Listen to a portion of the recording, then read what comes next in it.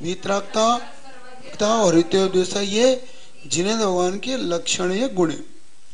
उनके लिए प्रतिदिन अक्षत से यानी चावल से अष्टद्रव्य चढ़ाकर वंदना यानी उनकी पूजा इत्यादि करना चाहिए। देव वंदना के लिए दर्शन करने के कारण हम सब उनका सम्मान, भगवान समान बनना, हमारा दर्शन का मूल कारण क्या है?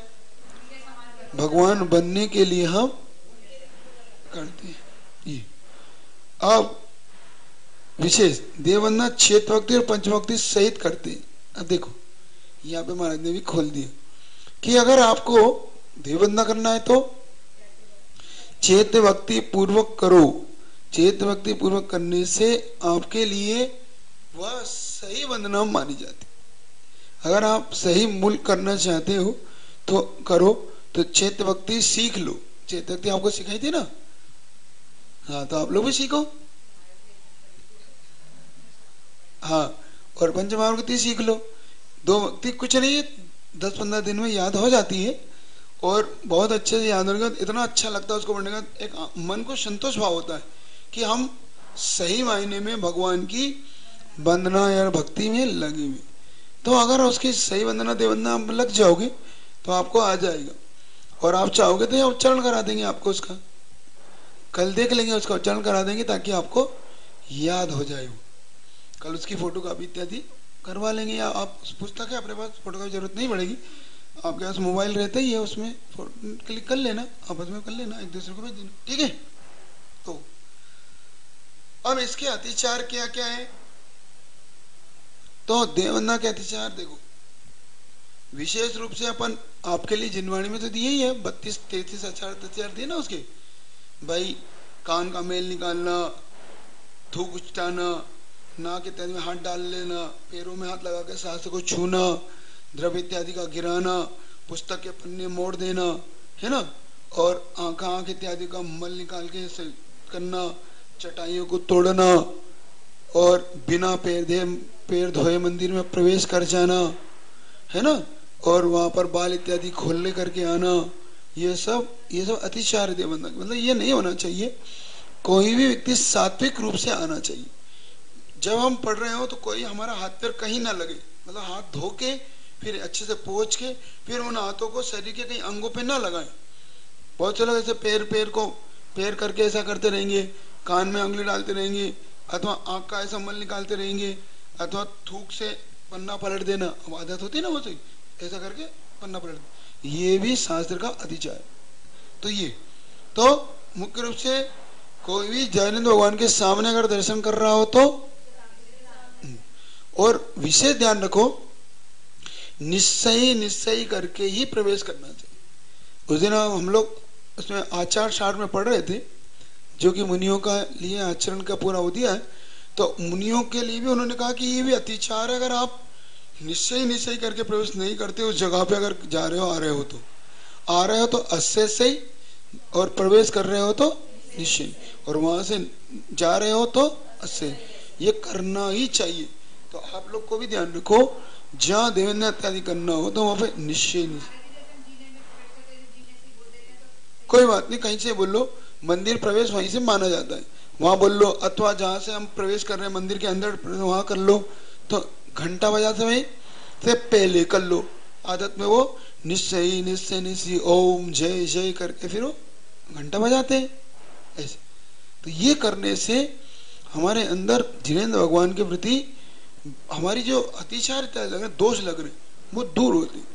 क्योंकि ऐसा करने से सामने वाले को कोई कर रहा हो दर्शन तो उसे विघ्न उत्पन्न नहीं होता। हमने निश्चय वाला मान लो कोई अदृश्य देवता है इत्यादि है, अब मान लो भगवान की भक्ति इत्यादि कर रहे हैं, तो उनको भाई ठीक है वो जगह दे देंगे आपको। और अगर निश्चय करोगे तो उनकी भी दिक्कत होगी, आपको भी दिक्कत हो सकती है।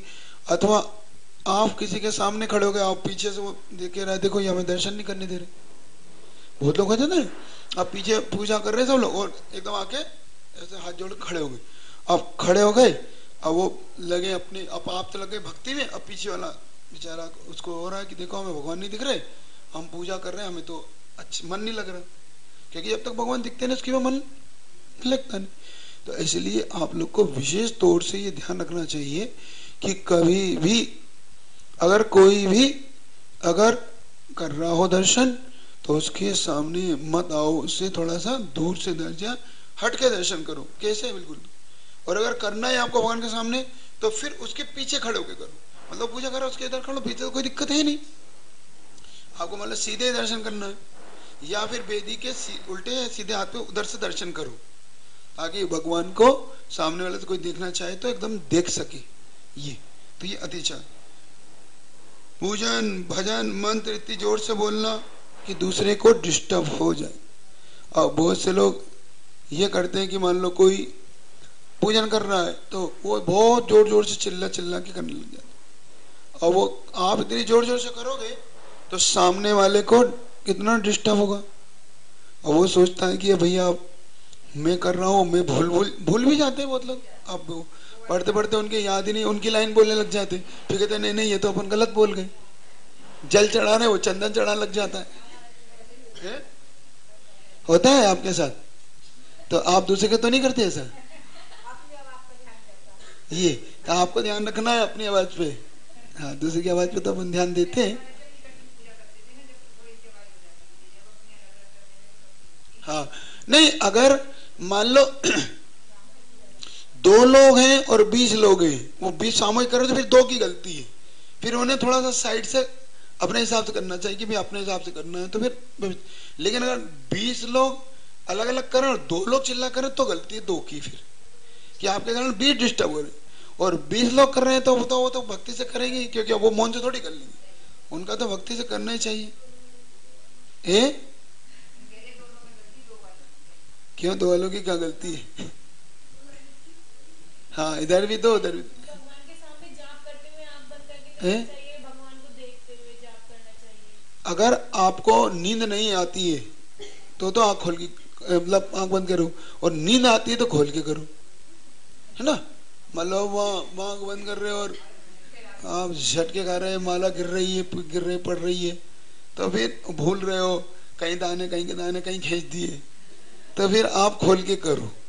और अगर आपको मन लग रहा है भगवान की दर्शन अंतरंग में अच्छे से हो रहे हैं तो कोई बात बंद कर करो, मतलब आपको निर्णय आपको करना है। नहीं तो आपको मैंने कहते बंद करके करो तो हम तुम्हारा निकाल इसलिए बंद करके करते, हमने क्या खोल के करो तो हम तो इसलिए करते कि महाराज ने कहा खोल। नहीं, निर्णय आपको लेना चाहिए कि इस समय मेरी स्थिति कैसी है, मेरा मन नहीं लग रहा है तो फिर खोल के करो, क्योंकि मन नहीं लग रहा, इधर उधर भटक रहा है, मान लो मन ऐसा हो रहा है कि अभी आप क्या करें, तो उचट रहा है, तो फिर अच्छे भगवान की मूर्ति को बड़े अच्छे गहरे भाव से देखो, फिर एक एक मंत्र पढ़ते हुए भगवान को देखो।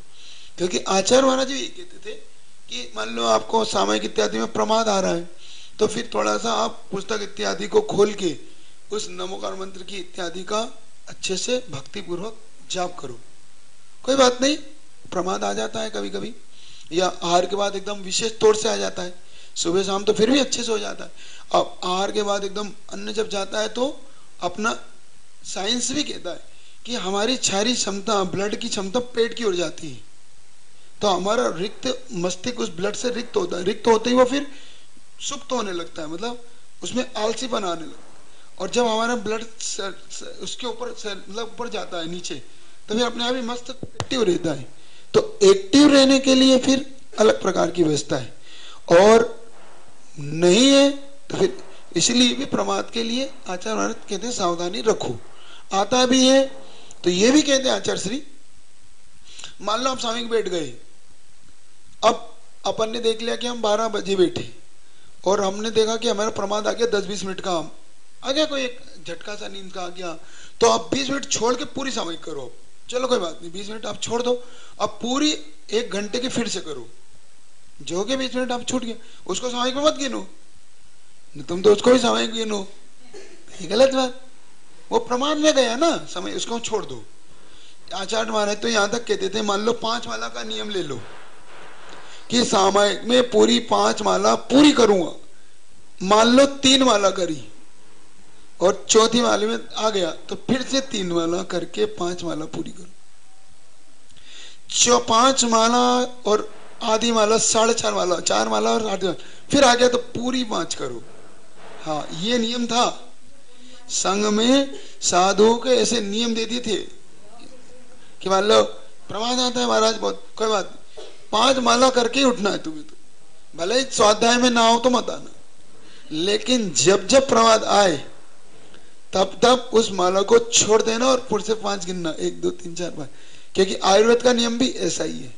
मान लो आयुर्वेद ने आपको 30 दिन की दवाई दी और 14वें दिन 5वें दिन या 10वें दिन आपकी दवाई एक गैप हो गई, तो फिर से 30 दिन गिनो। ये सिद्धांत है आयुर्वेद का।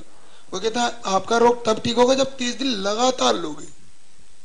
अगर एक दिन छूट गई है तो फिर से 30 दिन गिनती करिए, आयुर्वेद का नियम। ऐसे ही आचार्य महाराज का भी नियम कि अगर आपका प्रमाद आ गया है तो अब आप फिर से 5 माला करके देखो, 3 4 5 दिन में प्रमाद छूट जाता है। कौन 5 माला करेगा बार बार? फिर वो अपने आप ही कहता है कि पहले 5 पूरी कर लूं, क्योंकि एक भी गड़बड़ हुई तो हुई। ये ईमानदारी तो खुद के साथ रखना पड़ेगी ना, कि हम कितनी ईमानदारी से उसको करते हैं। ऐसा ले लो नियम सब लोग कि हम सामायिक में 5 माला करके उठेंगे। है क्यों है? तो आधी घंटा ही हम बिना प्रमाद के गुजारेंगे। जिनका 10 मिनट का नियम हो 10 मिनट का नियम ले लो कि 10 मिनट तक, जब तक 10 मिनट में अगर मेरा प्रमाद आया तो फिर से 10 मिनट करूंगा, 9वें मिनट में आ गया तो फिर मैं फिर से 10 मिनट पूरी करूंगा। ठीक है? क्यों? सबको ये नियम लेना है, क्योंकि जो लोग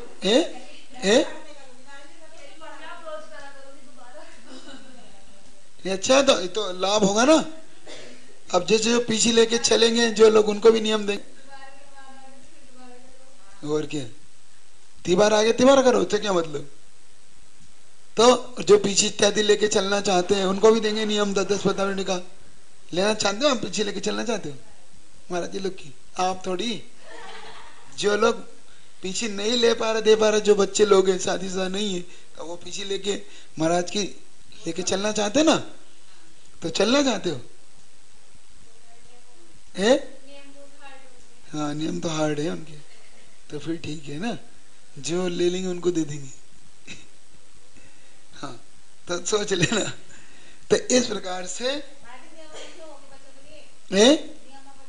हाँ, फॉर्म बनवा दिया उनका भी, उनके फॉर्म आ गए। अब कोई नियम तो सरल है, जैसे रात्रि भोजन में भाई अन्न का त्याग पढ़ाई तक के लिए, या 4 बगर करना तो वो अपनी इच्छा से करे, अथवा देव पूजन या देव दर्शन, अथवा मिथ्यात्व का त्याग, शब्द व्यसन का त्याग, ये एक माला, और नैन पाले लिपस्टिक, अशुद्ध वाली जो मांसाहारी उनका त्याग, ऐसा करके ये नियम बस।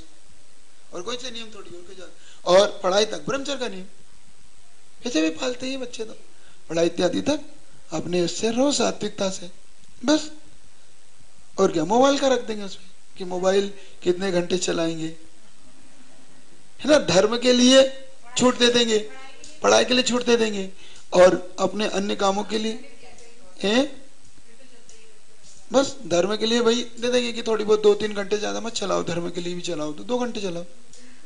नहीं, बहुत लोग चलाते हैं ना, जब वीडियो देखना पड़ती है, मतलब प्रश्न पत्र पूछते हैं, वही तो धर्म में तो आ गया ना वो। तो क्या नहीं तो क्या, वो क्या करोगे इतने ज्यादा? तो साक्षात तो है महाराज, अभी जब नहीं है उस दिन देखेंगे। नहीं नहीं, बिल्कुल गलत बात। अशुद्ध अवस्था में कभी भी मोबाइल से कोई भी चीज ना पढ़िए ना सुनिए। है भवन में भी फिर चित्र इत्यादि इत्यादि न होकर ऑडियो, चलो फिर भी कोई बात नहीं, फिर भी देख लो, क्योंकि फिर मुख से शब्द निकलेंगे, गुनगुना दिया अपन ने, तो अपने को अशुद्धि में दोष है। क्योंकि अशुद्धि में धर्म का मतलब नवकार विद्या का उच्चारण नहीं करते, उनकी सिर्फ भावना करते, मतलब उनको सांचो सांच से पढ़ते, गिनती काउंटिंग भी नहीं करते उनके हाथ, ये मात्र उनकी भावना इत्यादि करते रहते। जैसे उच्चारण करते हैं तो ऐसे ही नमोकारण सांस से चलता रहता है उनका, बस स्मरण मात्र। स्मृत आया ना, स्मृत शब्द। अपवित्र अपवित्रो वा सुस्थितो दुस्थितो वा ध्यायत पंच नमस्कारम, ध्याय ध्यान सर्व पापों का नाश करने वाला, ऐसा जानना चाहिए। तो मंत्र इत्यादि को जोर जोर से नहीं पढ़ना, व्यवधान उत्पन्न नहीं करना, ये भी एक अतिचार है देव वंदना का। बहुत बार बड़े आराम से करो ना, करना है तो बिल्कुल धीरे धीरे करो और भक्ति से भर के करो। अच्छा, बहुत तेजी से भी नहीं पढ़ना, कुछ लोग 2 मिनट में तो पूजा ही पूरी कर देते, वो भी नहीं सपाट चट कर दिया एकदम, क्या पढ़ा क्या नहीं पढ़ा एकदम, वो भी नहीं। मतलब ना बहुत धीरे ना बहुत तेज, मध्यम, मतलब जिसमें अपने को समझ में या सामने वाला भी अपने साथ अगर करे तो अच्छे से कर सके। यहाँ तो शुरू होता और खत्म हो गई पता ही नहीं पड़ी, रेल बना देते एकदम, है ना, वो नहीं करना चाहिए। तो ये मंदिर के अतिचार, जो देववंदना के अतिचार है, वो आपको देख लेना चाहिए, है ना। पैर धो के आना, निश्चय निश्चय करके प्रवेश करना, नाक कान इनमें हाथ नहीं डालना, मुख से गीला कर थूक लगा के पृष्ठ नहीं पलटना, पृष्ठ को मोड़ना नहीं, जिनवाणी में चावल इत्यादि नहीं छोड़ना, जिनवाणी को गीली नहीं करना, जैसे अपने केसर इत्यादि के हाथ नहीं लगाओ क्योंकि पूरी काली पड़ जाती है, फाड़ना नहीं, द्रव्य की थालियां ढांक के रखना, जैसे अब उसमें चींटी ना गिर जाए इसलिए उसको पलटा के रख दो ताकि जल इत्यादि की जो रहते ना, अब आप तो खुले छोड़ जाते हैं लोग, और 2 घंटे देखो उसमें 2-2 3-3 मक्खियां मड़ी पड़ी रहती, क्यों? कि खुले छोड़, बेचारी भाई डूब के मर गई इसमें। तो आप उसको पलट दो, जैसे पूजा खत्म हो गई आपकी तो अर्घ्य हाथ में लेके इत्यादि कहीं लेके उस खाली थाली को उस पर डाल दो। कोई बाबू भी ठीक है, नहीं वहां छोड़ दोगे तो फिर मक्खी गिरेगी, तो वो क्या करेगा, वो भी तो चलाएगा। तो आप इससे अच्छा तो आप ही सावधानी से कराओ ये काम, क्योंकि वो न जाना वो नाली में फेंक देगा, वो देख के कि जहाँ जीव जंतु ना हो, चींटी ना हो, शांति से अपने जाके एक बार डाल दो तो और अच्छा है वो तो, क्योंकि वो माली आली फेंकेगा तो नाली में फेंकेगा, कहीं कहीं फेंकेगा, कहीं फेंकेगा, उसके लिए तो धोवन हो गई वो, अपने लिए तो भाई ऐसा।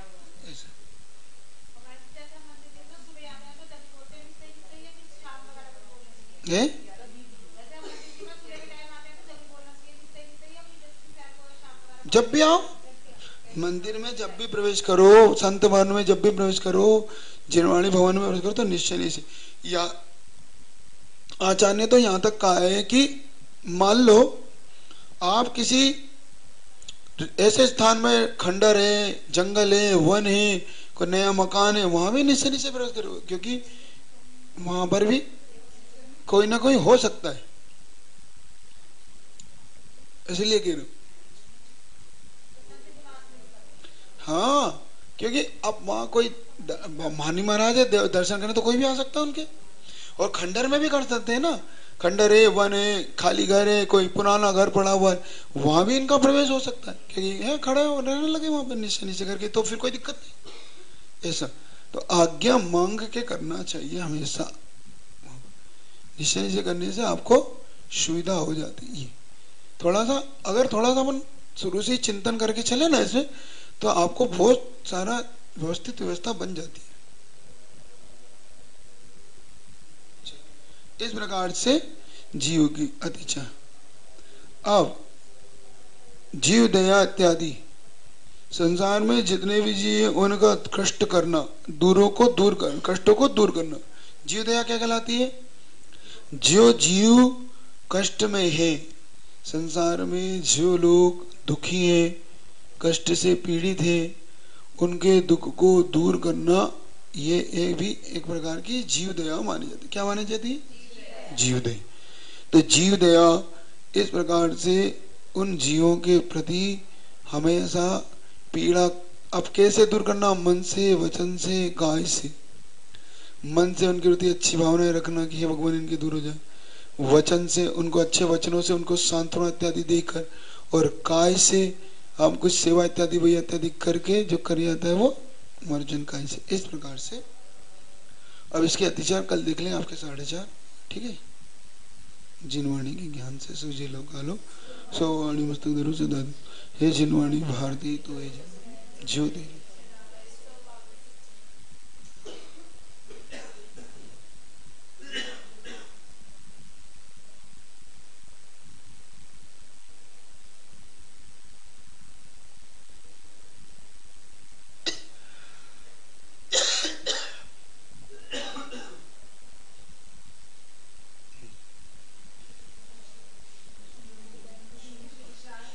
अष्टमूल का अच्छा है, इसको कर ले। ठीक,